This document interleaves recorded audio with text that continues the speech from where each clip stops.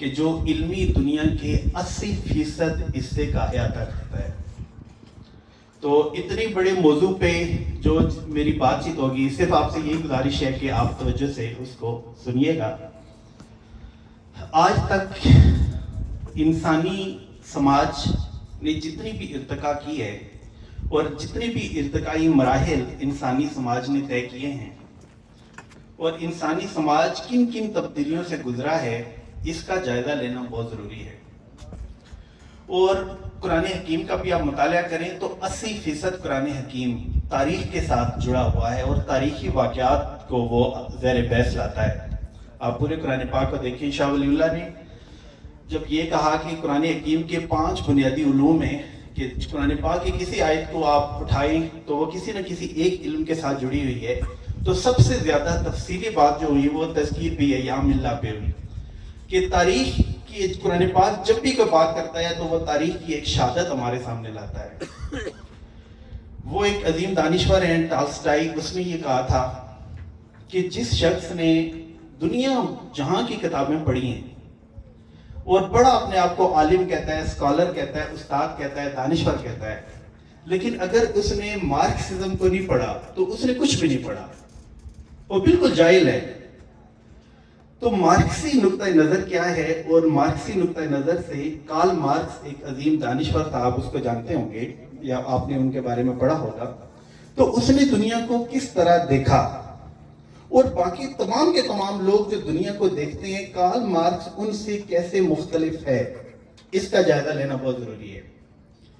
آپ دیکھیں کہ خود تاریخ، انسانی تاریخ، مطلب انسان نے شروع سے لے کے آج تک جتنا بھی سفر طے کیا ہے تو اس پورے سفر کا جو ریکارڈ ہے اس کو ہم تاریخ کہتے ہیں. میں نے بہت زیادہ تعریفیں پڑھی ہیں تاریخ کی کہ تاریخ ہے کیا. سب سے اچھی تاریخ مجھے الفاروق جو کتاب ہے مولانا شبلی نعمانی کی، تو اس میں انہوں نے جو کی ہے وہ یہ ہے کہ انسان نے اپنے ماحول کے اوپر اور ماحول نے انسان کے اوپر جو تغیرات و تبدلات پیدا کیے ہیں تو اس کے مجموعے کا نام تاریخ ہے. ماحول نے انسانی سوچ میں کیا تبدیلی پیدا کی، انسان کی زندگی میں کیا تبدیلی پیدا کی، اور انسان نے اپنے ماحول میں کیا تبدیلی پیدا کی، ان دو کو جب ہم ملائیں گے تو وہ تاریخ بنے گی. مولانا شبلی نعمانی نے اس کے ساتھ تحدیث نعمت کے طور پہ میں بیان کرتا ہوں کہ وہ یہ لکھا ہے کہ ایک راستہ ہے تو بہت سے لوگ وہاں گزر رہے ہیں، تو ایک ساتھ عمارت بنی ہے، تو بہت سے لوگ کچھ ہماری طرح کے لوگ ہیں تو وہ اس عمارت کے کا جب جائزہ لیں گے تو وہ عمارت کا رنگ روغن دیکھ کے تو وہ کہیں گے کہ عمارت بہت اچھی ہے. کوئی بندہ وہاں سے گزرے گا تو وہ دیکھے گا کہ بہت قیمتی فانوس لگے ہیں تو وہ کہے گا کہ عمارت بہت اچھی ہے. کوئی کہے گا کہ عمارت اونچائی دیکھ کے، لمبائی دیکھ کے کہے گا بہت اچھی ہے. لیکن اس عمارت کے بارے میں کس بندے کی رائے زیادہ اچھی ہے، زیادہ موزوں ہے، وہ شخص ہے کہ جو جیومیٹری کو جانتا ہے اور فن تعمیر کا ماہر ہے. فن تعمیر کے بارے میں اس نے پڑھا ہے تو وہ فانوس کو، رنگ روغن کو، اونچائی کو، لمبائی کو نہیں دیکھے گا یا وہ قیمتی پتھر لگے ہوئے اس کو نہیں دیکھے گا، وہ اس عمارت کی جیومیٹری دیکھے گا. وہ فن تعمیر کے اصولوں کی بنیاد کے اوپر دیکھے گا کہ اگر اس کی اونچائی ہے تو پوری عمارت کے برابر ہے یا نہیں ہے، کتنی ہونی چاہیے، کتنی نہیں ہونی چاہیے. تو اس عمارت کے بارے میں جو اتھینٹک رائے ہے، 100 بندوں نے اپنی اپنی رائے دی ہے، لیکن اتھینٹک رائے کس کی ہے؟ جو فن تعمیر کا ماہر ہے اس کی رائے زیادہ اتھینٹک ہے. اب یہ دیکھیں کہ کارل مارکس نے یہ کہا کہ انسان شروع سے لے کے آج تک اس نے جتنا بھی سفر طے کیا ہے تو اس نے کہا کہ 5 ادوار میں اس نے اس پورے سفر کو تقسیم کیا ہے. میں چاہوں گا کہ میں جلدی سے اس 5 ادوار کا خاکہ آپ کے سامنے رکھوں.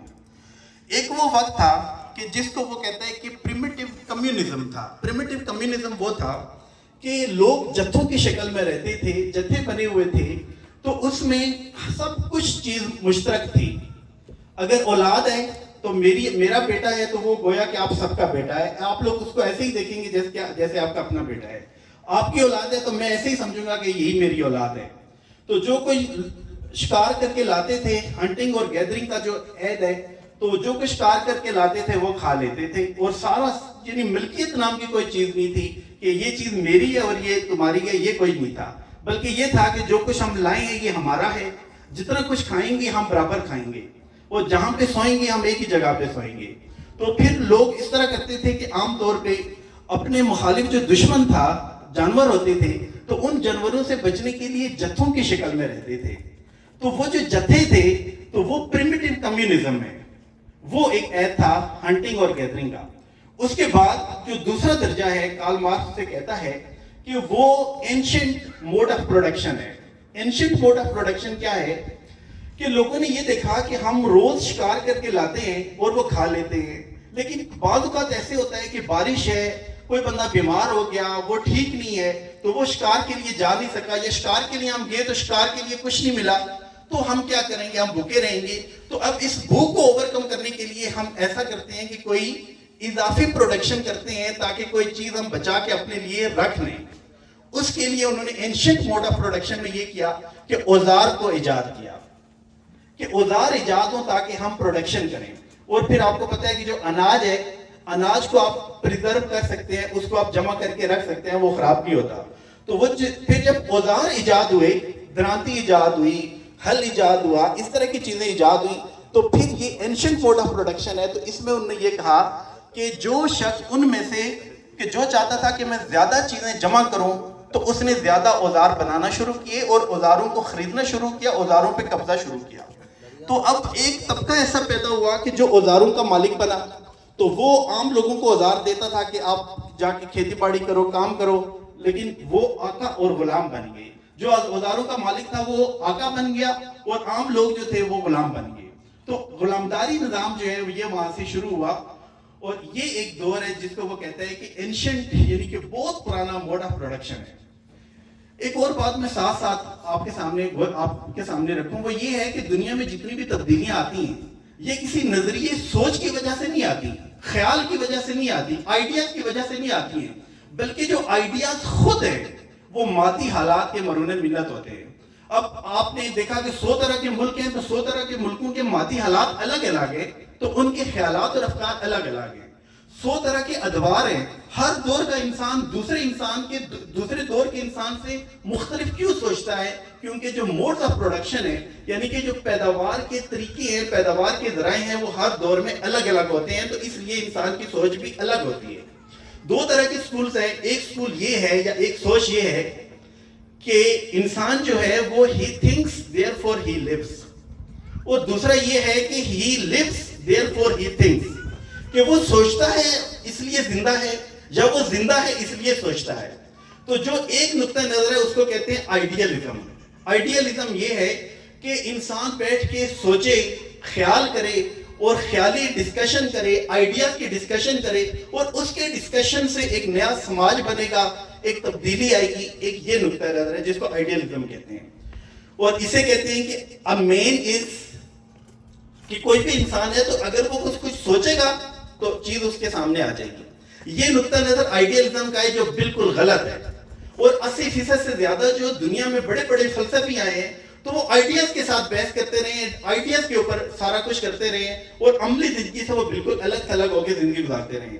दूसरा ये है कि he lives therefore he thinks, कि इंसान जिंदा है इसलिए सोचता है। इंसान जिंदा है तो वो जिंदगी के चैलेंजेस का सामना करता है, उनको फेस करता है, उनको ओवरकम करता है, तो उसकी सोच के अंदर उतनी ही तगय्युरात और तबद्दुलात पैदा होते हैं।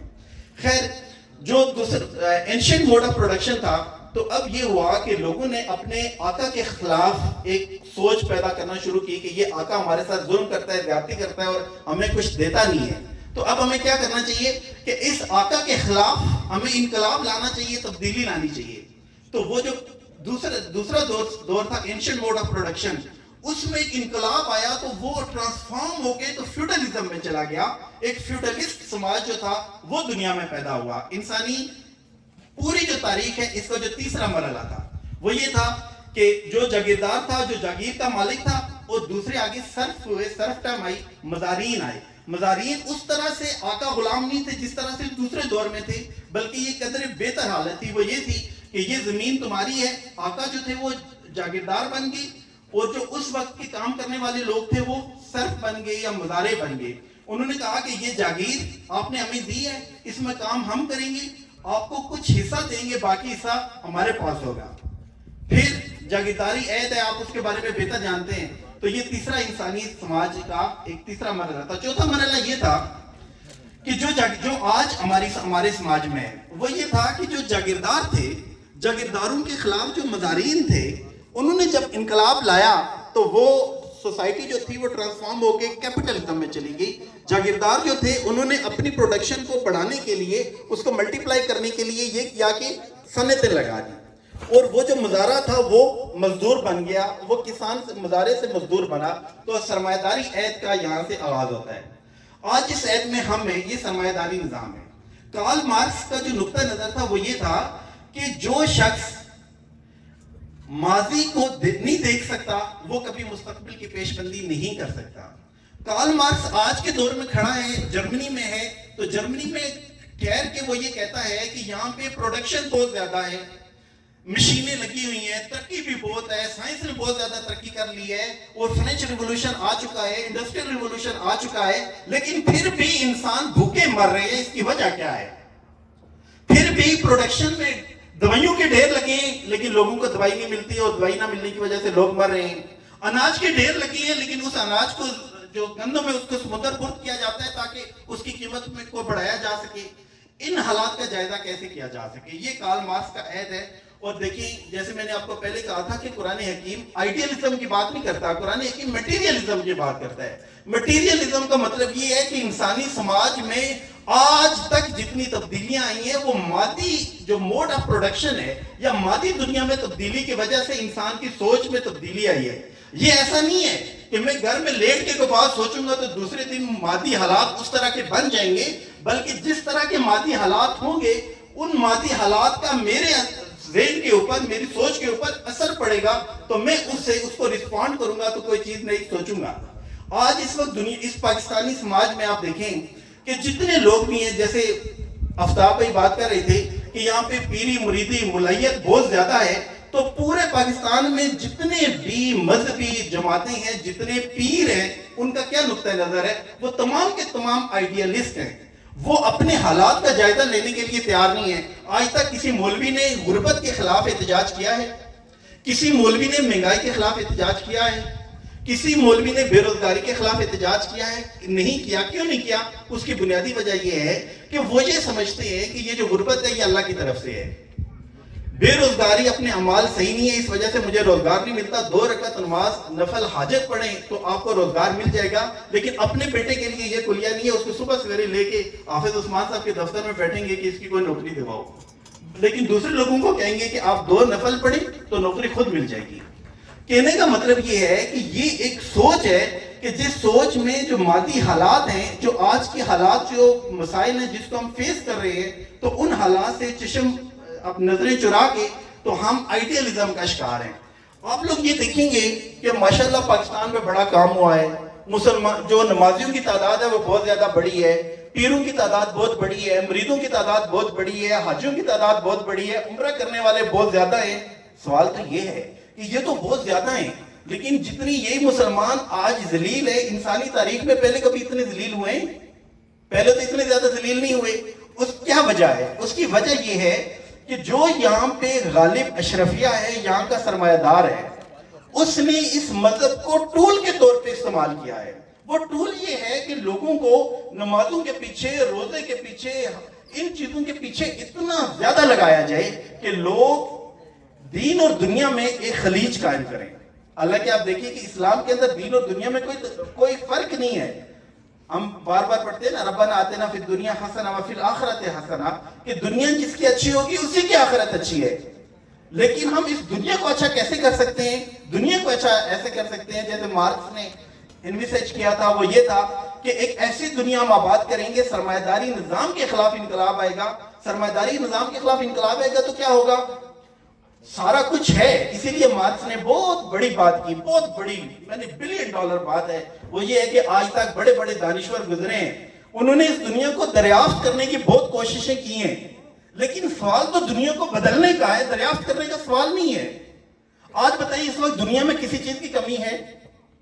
کتنے لاکھوں کروڑوں کی تعداد میں بچے ہیں جن کو دودھ نہیں ملتا، لیکن لاکھوں کروڑوں ٹن دودھ آپ بنا سکتے ہیں، جو بن بھی سکتا ہے، لیکن وہ نہیں بن رہا. تو اس سائنس کا، اس ٹیکنالوجی کا عام آدمی کو کیا فائدہ ملا؟ عام بچے کو کیا فائدہ ملا؟ آج کے اس ترقی یافتہ دور میں کہ جہاں پہ پہلے ایک فصل سال میں ہوتی تھی تو آج 10 فصلیں سال میں ہوتی ہیں. ترقی یافتہ سماج اس قدر آگے سائنس نے ترقی کی ہے, لیکن اسی جگہ کے اوپر لوگ بھوکے مر رہے ہیں. تو پھر سائنس اور اس بھوک کا آپس میں کیا تعلق ہے؟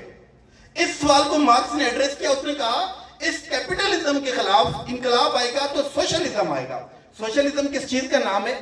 کہ یہ جو ورکرز ہیں, کام کرنے والے لوگ ہیں, محنت کش لوگ ہیں, جو اپنی محنت کو بیچتے ہیں, چاہے جاگیردار کے سامنے بیچتے ہیں یا سرمایہ دار کے سامنے بیچتے ہیں, ان کے اوپر حکمرانی ان کی اپنی ہوگی.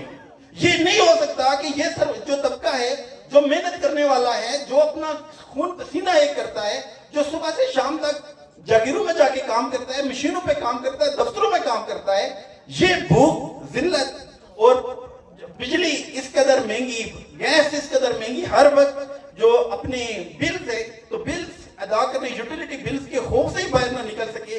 تو اس کا حل کیا ہے؟ اس کا صرف اور صرف ایک حل ہے, وہ یہ ہے کہ جو اکثریتی طبقہ ہے اس کے اوپر حکمرانی کا حق اقلیت کو کیسے ہو سکتا ہے؟ چند سو سرمایہ دار, چند سو جاگیردار ہیں, چند سو جرنیل ہیں, تو وہ مل کے 24 کروڑ عوام کے اوپر حکمرانی کیسے کر سکتے ہیں؟ یہ تو غیر منطقی بات ہے, یہ تو غیر سائنسی بات ہے. سائنسی بات یہ ہے کہ اس عوام کے اوپر اگر حکمرانی کوئی کرے گا تو وہ عوام خود کرے گی, جس کو کارل مارکس نے کہا کہ بورژوازی کے خلاف انقلاب آئے گا اور ڈکٹیٹرشپ آف دا پرولٹیریٹ قائم ہوگی. ڈکٹیٹرشپ آف دا پرولٹیریٹ کا مطلب یہ ہے کہ عام عوام کی ڈکٹیٹرشپ قائم ہوگی. جب بات کریں گے عام عوام کی ڈکٹیٹرشپ کی تو ماشاءاللہ سرمایہ داروں نے بڑے بڑے دانشور رکھے ہوئے ہیں, وہ کہتے ہیں اچھا تو یہ غریبوں کی ڈکٹیٹرشپ, وہ ان کے ذہن میں ایوب خان اور ضیاء اللہ کی ڈکٹیٹرشپ آتی ہے. اس غریبوں کی ڈکٹیٹرشپ کا مطلب یہ ہے کہ اکثریت کے اوپر جو حکمران ہوگا وہ اکثریت خود ہوگی, دوسرا طبقہ کوئی حکمرانی میں شامل نہیں ہوگا, کہ ادھر سے عوام بھی ہے اور ساتھ جاگیردار اور سرمایہ دار بھی. حکومت کس پہ کر رہی ہے؟ عوام کے اوپر. یہ ایک وقت ہے. اس کے ساتھ کارل مارکس نے بہت بڑی بات کی ہے, وہ یہ بات کی ہے کہ جب آپ سوشلزم لائیں گے تو جو سرمایہ دار ہے اس کی طبیعت میں بڑا گرام گزرے گا. او ہو میں تو بڑے اس چیز کا مالک تھا, اس چیز کا مالک تھا. لیکن جب سوشلسٹ سماج قائم ہوگا تو کارل مارکس نے لکھا ہے کہ وہی سرمایہ دار کہ جو اس سوشلزم کے خلاف بغاوت کرتا تھا, لوگوں کو اکساتا تھا, وہ خود اس سوشلسٹ سماج کو کہے گا کہ یہ سماج اس سماج سے کروڑ درجے بہتر ہے جو میں نے بنایا تھا. کہ جہاں پہ میں اور پروفیسر صاحب بیٹھ کے گپے لگا رہے ہیں اور سامنے لوگ بھوک کی وجہ سے رو رہے ہیں, تو کیا اس روتے ہوئے جو لوگ ہیں ان کی چیخوں کا, ان کی جو رونا دھونا ہے, ان کا ہماری طبیعت کے اوپر اثر نہیں ہوگا؟ ہوگا. تو میرے پاس 10 گاڑیاں نہ ہوں, ایک گاڑی کافی ہے, لیکن میں دیکھوں گا اپنے سماج کو آس پاس ہر جگہ پہ خوشحالی ہے, ہر بندے کو روزگار ملا ہوا ہے, ہر بندے کو بجلی مفت ہے, ہر بندے کو گیس مفت ہے, سب کچھ اس کو مفت دیا ہوا ہے. جو ٹیکس ہے وہ عوام کی یوٹیلیٹیز, تعلیم پورا کرنے کے لیے لگ رہا ہے. تو ہر بندہ کہے گا, سرمایہ دار خود کہے گا کہ یہ سماج اس سماج سے لاکھ درجے بہتر ہے. جب وہ یہ کہے گا, آخری بات, پھر ریاست کی ضرورت نہیں ہے, اوپر اس کو چابک لگانے کی یا گن لگانے کی ضرورت نہیں ہے. انسان خود سے اپنی سماج کا جو راستہ ہے وہ خود اس کا تعین کرے گا, جس کو وہ کہتا ہے کمیونزم. اور میں آخری بات یہ کروں گا کہ جو سوشلزم اور کمیونزم میں فرق کیا ہے, کہ سوشلزم میں کہا جاتا ہے کہ from each according to his ability to each according to his work. یہ سوشلزم ہے کہ ہر بندے سے اس کی صلاحیت کے مطابق کام لیا جائے گا اور اس کے کام کے مطابق اس کو معاوضہ دیا جائے گا. لیکن ایسا سماج وہ کب قائم ہوگا؟ جب میں یہ چاہوں گا کہ مجھے 10,000 کی ضرورت نہیں ہے, میرا گزارا 2,000 میں چل سکتا ہے. یہ وہ سماج ہے جو نبی کریم صلی اللہ علیہ وسلم اور ان کے صحابہ نے قائم کیا تھا. جب ایک شخص, اس کو پیاس لگی ہے, اس کو پانی دیا جا رہا ہے, وہ کہہ رہا ہے کہ مجھے پانی نہ دو, یہ جو میرا ساتھی ہے, میرا دوست ہے, اس کو پانی دو. یہ وہ سماج ہے جس کو کہتے ہیں کمیونسٹ سماج. کمیونسٹ سماج یہ ہے کہ ایک انسان اگر قانون پہ عمل درآمد کرتا ہے تو وہ پولیس والے کے ڈر سے نہیں کرتا, بلکہ اپنی اخلاقیات کی وجہ سے, اپنے مینرز کی وجہ سے اس کے اوپر عمل درآمد کرتا ہے. اگر دوسرے کا خیال رکھتا ہے تو کسی ڈر کی وجہ سے نہیں رکھتا, بلکہ وہ کہتا ہے کہ یہ شخص اور میں ہم بالکل برابر ہیں اور یہ میرا بھائی ہے. جس طرح سے اپنے گھر میں بھائی کا خیال رکھتا ہوں اسی طرح سے میں سماج کے ہر شخص کا خیال رکھوں گا.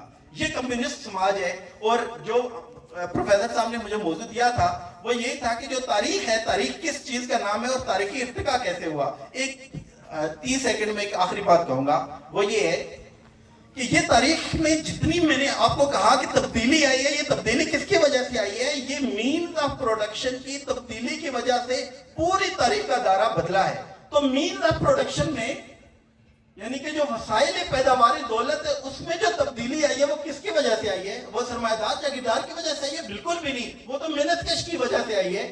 وہ تو لیبارٹری میں کام کرنے والے کے بندے کی وجہ سے آئی ہے. وہ تو جو صنعت میں کام کرنے والا مزدور ہے اس کی وجہ سے آئی ہے. وہ تو سائنسدان کی وجہ سے آئی ہے. تو یہ جتنی تبدیلی بھی آئی ہے یہ اگر محنت کش اور کسان کی وجہ سے آئی ہے تو تاریخ کس چیز کا نام ہونا چاہیے؟ انہی محنت کشوں اور انہی سائنسدانوں, انہی استادوں, انہی کلرکوں اور محنت کش لوگوں کا نام ہونا چاہیے تاریخ. لیکن بدقسمتی ہے جتنی تاریخ پہ لکھی گئی ہے وہ بادشاہوں کے قصے, بادشاہوں کی کہانیاں, بادشاہوں کے قصیدے, شہزادوں کے قصے, اسے کہا جاتا ہے کہ یہ تاریخ ہے. یہ تاریخ کا برجوازی تصور ہے. بادشاہوں اور طاقتوروں کے قصے کہانیاں لوگوں کو سنانا.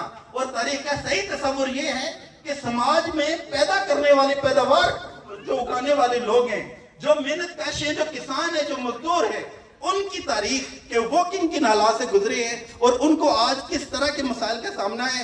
جب تک ان کے مسائل حل نہیں ہوں گے اس وقت تک تاریخ کا پہیہ آگے نہیں بڑھے گا. شکریہ.